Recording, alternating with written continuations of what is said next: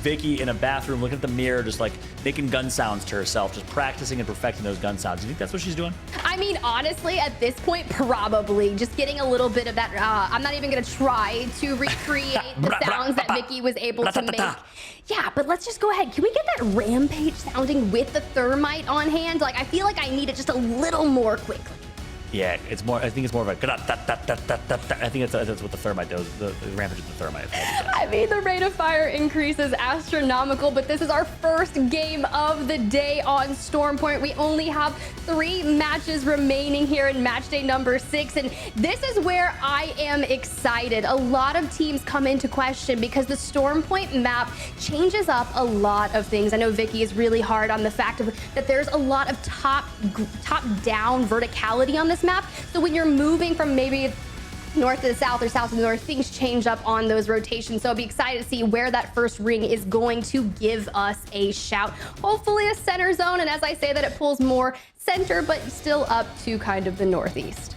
Yeah, that's right. Just see how teams rotate. One thing I want to point out, look at the very center of the map. Jurassic Park, the guard, with a deep split drop. So I don't know if Tripods, if they kind of recognize that early, they can actually run a little trick strat. We saw, I can't remember what team, I think it was the BR Demons in the northeast side of the map on Lightning Rod, run trick strats. Maybe it was E8 running some trick strats and dropping and surprising Furia, getting some KP, and then dropping and surprising, I think it was 100 Thieves over in Command Center. I want to see more teams think like that. Let's understand, let's do some research, let's watch film, understand what other teams do in drops, and Tripods does have a chance to do that and maybe catch a member of the guard off guard with an early kill point. And then, of course, getting all the Jurassic Park loot would be helpful. But for now, no 50-50s, I don't think. It's going to be Space Station dropping over in Launchpad. They'll be looting for free. This is your winner from game number 3.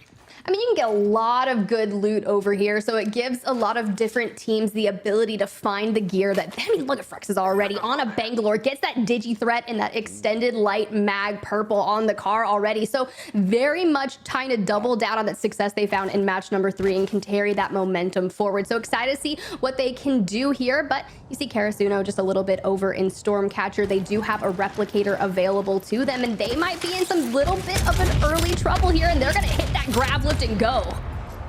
Or yeah, but rotate up to yeah, that's right. We call it a yeet cannon. Yeet. Yeah, yeet cannon. This is a yeet cannon. Okay, it's the technical term. If you ask the designers, that's what they named it. I like this spot's energy. We're watching Karasuno right now up in Thunderwatch. I want to try and see if I remember. I don't think a team dropped Thunderwatch, so it looks like there was close to a 50-50. E8 and Karasuno, that's who they were running from over in Stormcatcher, but it looks like they get to come through. They get a beacon to scan. They get Thunderwatch loot, but they have to know that Furia is nearby, a team that's looking to play aggressive. And I'm curious to see Furia's team comp. Are they still running the aggressive Bangalore and Bloodhound team comp? Are they throwing some Catalyst in the mix? Well, we have 0 Catalysts on the map. We do have an Ash. One team is running Ash, which is really interesting. I'm curious which team it is. Oh, sorry, wait, I lied. My info is incorrect again. 1 Catalyst, it's Fury on Karasuno, and then 1 Ash on the map as well.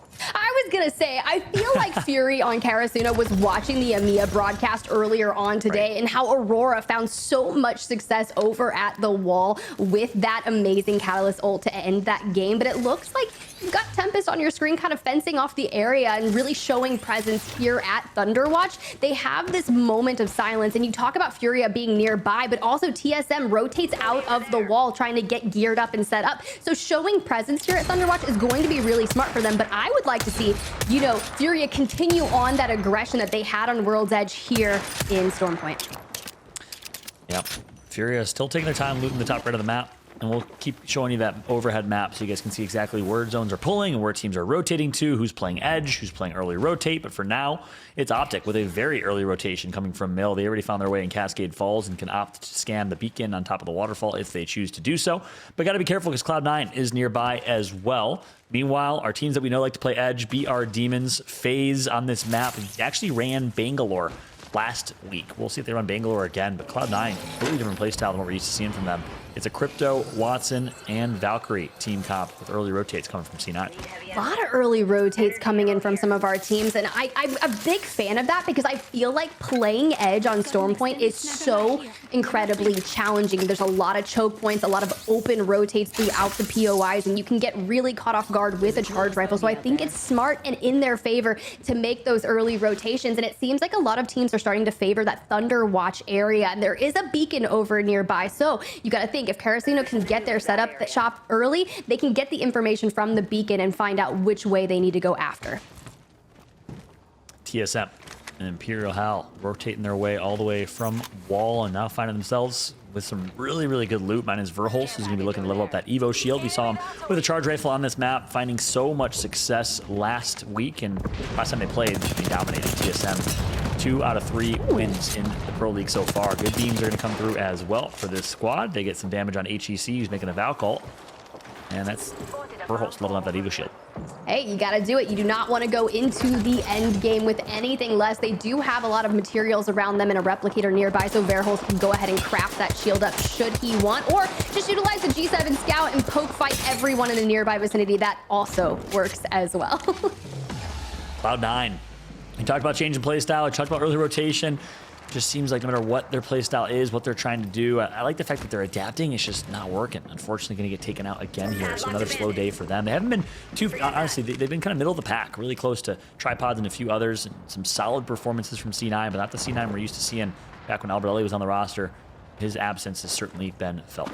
Yeah, it's kind of interesting because then it goes to, obviously, Alberelli's over there on phase with Snipe Down and Slurp. And just listening to some of the comms as I watch them throughout scrims and maybe some other tournaments nearby, just hearing to get those reps in, their comms are always incredibly chaotic. And Slurp is usually louder than Alberelli at some point. So times those calls are kind of hard to hear. But another team that's been finding not necessarily a ton of success here just yet, but finding themselves in some interesting situations. Going to be E8 currently on your screen in the form of Presley, and they've kind of nestled themselves just south of Thunderwatch, and I've seen a zone actually end in this nearby vicinity in the EMEA region, and I feel like if you can get in and assume that the ring is going to close here and take that gamble, it could pay off and be really great if you can hold on to this area. Got ourselves a bandit Yeah, out there. E8.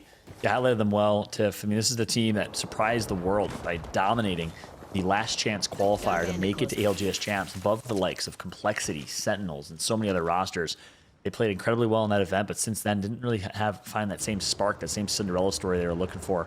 Clock seemingly struck midnight for them at champs, but we'll see if they can continue to showcase what they're made of. We know the potential's high for them. A really fun team to watch.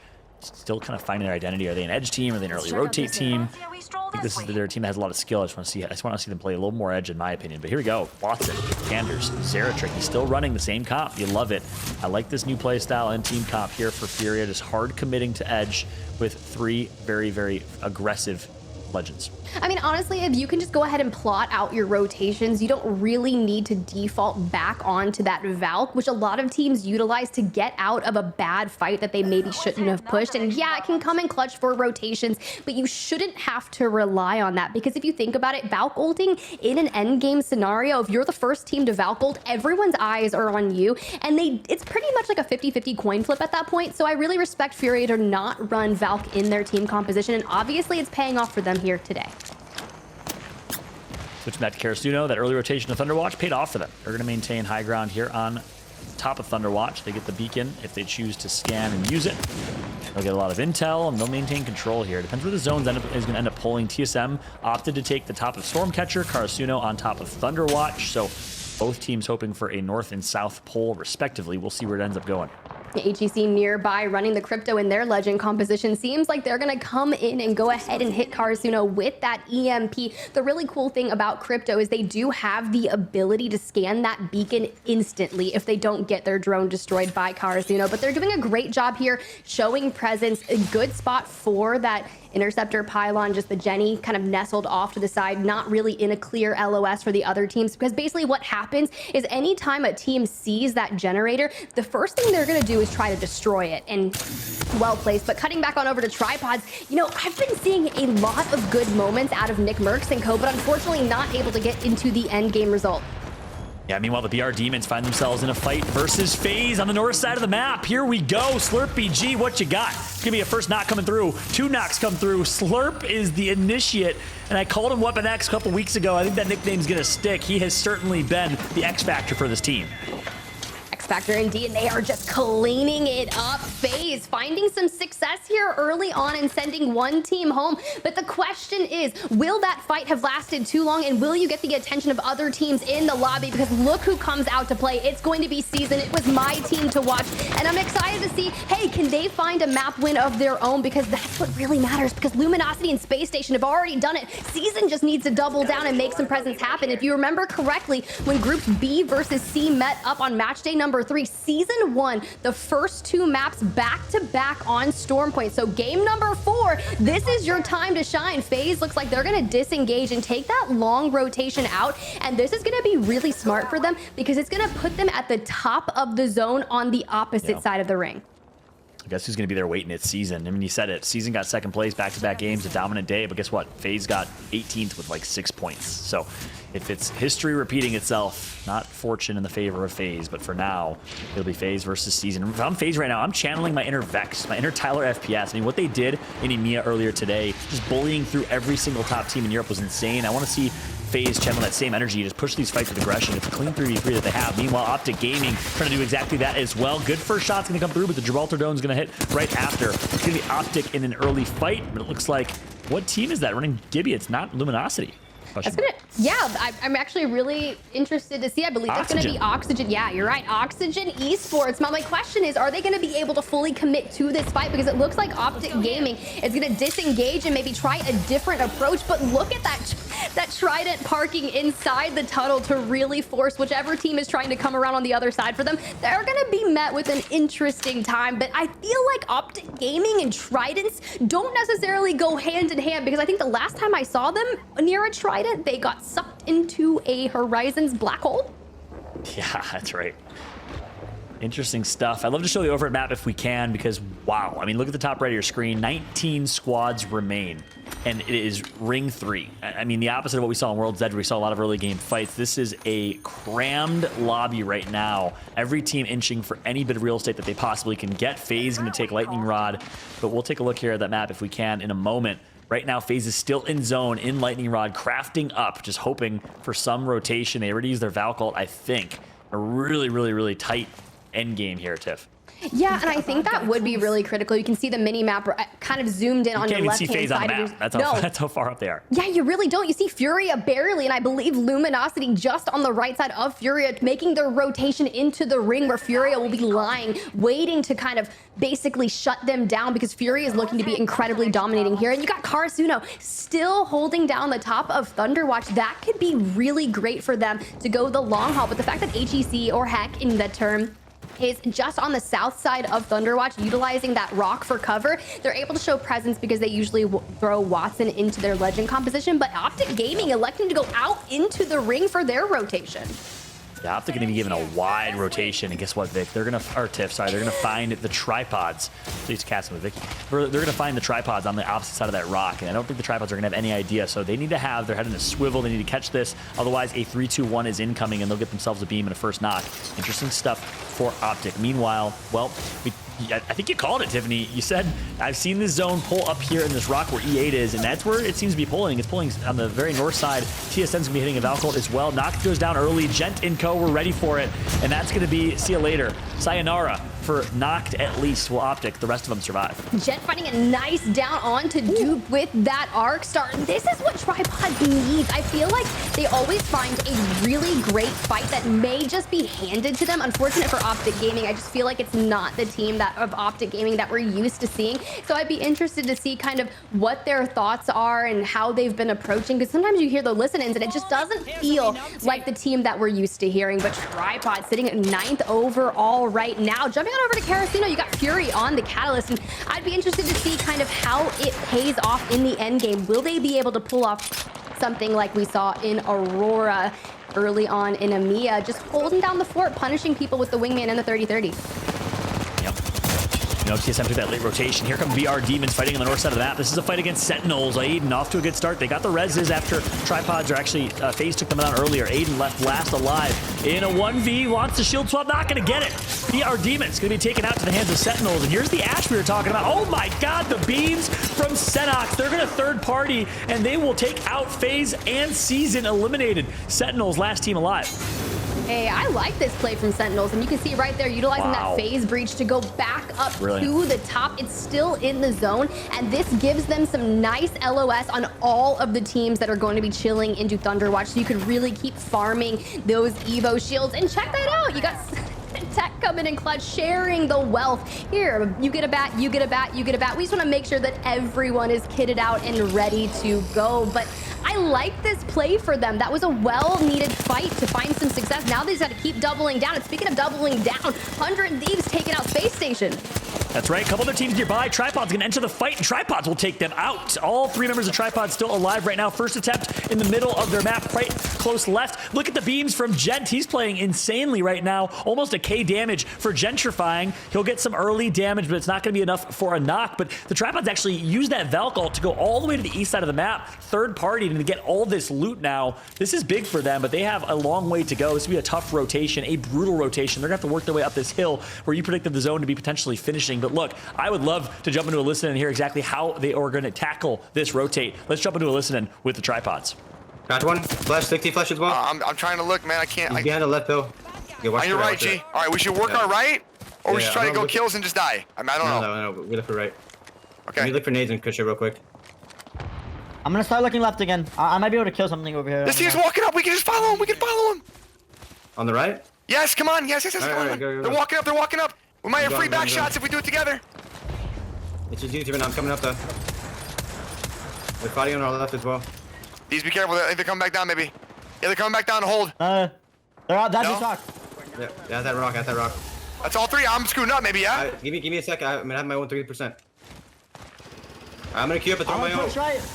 I'm queuing up and throw my ult. No. I'm ulting that right. Okay, I'm in the back. I have to bat.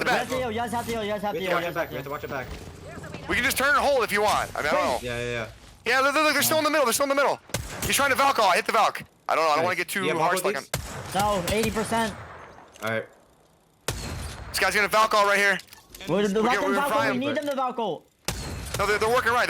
Yeah, alright. Working our right then. We need to kill this team in front of us. Alright, heard you. They're up here. Easy shot. Okay, I'm batting. I'm moving. 100. I have 180. my ult. Red ping. One gun knocked. Scan. Yeah, There you go. It's a good scan. Yep. I'm on you, Deeds. Yo, You need to Horizon take that in front of spot. me. Horizon 130 knock. Okay. Wait. Don't die. That's I'm on you. You have armor swap on me. Armor swap's on me, Deeds. I'm trying down. Just call up. We're safe. Don't worry. You're good. Just crawl. Wait, res me. I can't. Go for it. See, I can't crawl. I can't crawl. You're in. I'm finding resing. No. I'm can't. gonna I'm batting. Maybe. I can't. Just wait. Just play it. Play me. G, play me. I am. That's shot. Bro, Dean said I have mobile. It's fine. Wait, on. Yes, And just in time as Tripods is getting sent on, Nick's going to go down. Gent the last up. They will be taken out in 9th place. Couple kill points for them, but Furia takes them out. A solid rotation. A really good call from Nick to kind of walk up behind them, but ultimately we said it was going to be a different rotation, and that came to fruition. Indeed, but this is where it's all going to be culminating. We're pulling to the north side of Thunderwatch, so all of the teams that have made their way into the building thus far are going to find a lot of success here. Meanwhile, Furia on that low ground, trying to engage in a fight, I believe, with TSM, and it's just not going to pan out in their favor as HEC is going to be the thorn in their back. Now, HEC going for a good bit of stabilization here. You see enemy getting that res off right there. Does have the ability to utilize that knockdown shield, so enemy gonna spawn back in with 50 health, 70 health, 50 shield. So good for them. Love that reset for them. And now the question is, how are you going to break in to the Thunderwatch area with a Kraber looming down the sights on TSM? Yeah, that'll help them, as this is one of the most brutal zones and finishes in all of Apex, especially in these competitive lobbies. I mean, the most steep hill that we have in any map. It's a difficult rotation, but HEC was able to make it out alive. Meanwhile, Luminosity still alive. They found their way in as well. There's 6 teams all within Thunderwatch right now. TSM on low ground and in zone. I don't think any Newcastle teams. So the last few times we've seen these zones, we've seen teams that like to run Newcastle, like Team Liquid, like 100 Thieves, find Complexity, find success and win them. No Newcastle teams in this lobby. It'll be HEC taking high ground though. Yeah, this is going to be really interesting because we remember Sentinels, right? They dropped down from that wall, took a fight, and then went back up. So I feel like they're lying in wait for that ring and trying to just bide their time before dropping in and letting all of these teams inside of Thunderwatch collapse upon one another. And the positioning that Luminosity has taken just on the upside of this building gives them a little bit of a line of sight to go ahead and punish the team that's trying to put up all these Watson fences, just really kind of shutting them down. But Sentinels, they're going to actually be the demise of Karasuno that was holding the top of Thunderwatch. Yep. They utilized the height that they were holding, dropped down onto them, and just decimated them. Yeah, Sentinels just fully sent overall on the Karasuno team. Got those kill points. 6 squads now remain. Oxygen, Sentinels, Luminosity, TSM, the Guard still in it, and HEC. So 2 teams rocking crypto. We got Niesel on Bloodhound here. Bloodhound Bangalore team comp. They find themselves in a 3v3 fight. Good damage is going to be initiated here from Yanya, formerly known as Ganja Men. We'll see if they decide to push up. No, they won't take off that damage. They're going to chill for now. But HEC is in the top right of this zone. You got to think they have the win condition and they're in God spot. Yeah, if they play it correctly, they do have a Watson in their legend composition. But meanwhile, Luminosity full sending on Oxygen Esports right now. Yanya trying to take height, get a good line of sight, and just lights up that player from the back, doing what they need to do, swapping on over to that 30 for some extra damage. But here comes the EMP, so now they're going to get full sent on by the Guard. Yeah, and you knew whichever team fought first was going to get third party. This is exactly right. That's why they were hesitant to take that fight, but ultimately they finally had to. Here we go. Keon and Co are going to take out all members of LG. Yazul goes down first. Last alive. Well, it's going to be Jaguars. He gets taken out as well as Yanya. So the Guard survives this fight. But here comes the additional third party. It's going to be Sentinels, who's actually still alive. They were on low ground. They took out one team just moments ago. And Tech's going to come through with the Mastiff and knock 2. I cannot believe what I am witnessing. Tech right there on the crypto coming in clutch. It was EMP after EMP, and it's just a war of attrition at this point. We have 4 squads remaining here in match number 4, and now Sentinels have to come out of this building, but I believe one member of the Guard was able to make it out alive. So we do have a Master Splinter Rat in the form of Rambo. You know, luxurious hair, gotta comb it back and begin the rat ability. Oh, man. Uncharacteristically, Crook missing a couple shots with the Kraber. Still has 6 to his name. TSM's literally just been hiding behind this pillar while all this is happening. The Guard, last rat going to get taken out. Reps is going to go down. 3 squads remain. You got to think TSM is in the worst position here. It's Sentinels and HEC best poised to win this with HEC on high. Hey, and they need this friendly reminder. They are a free agent, the former team known as Atlanta Premier, and you've got Crook, an absolute slayer in his own right with that Kraber in hand. Hill, the IGL, nestled behind that fence. You've got the Jenny up, you've got the fences, and they can really take control of this situation. But the question is, will Sentinels or will TSM come out on top, or is it going to be HEC? Yeah, no, it's HEC for free, essentially. Nicely played from them. They rotate earlier. They're the first team there, and HEC is going to do it here in game number 4. A massive game, an important game for them because they were in the top 5 in overall standings, and they have not been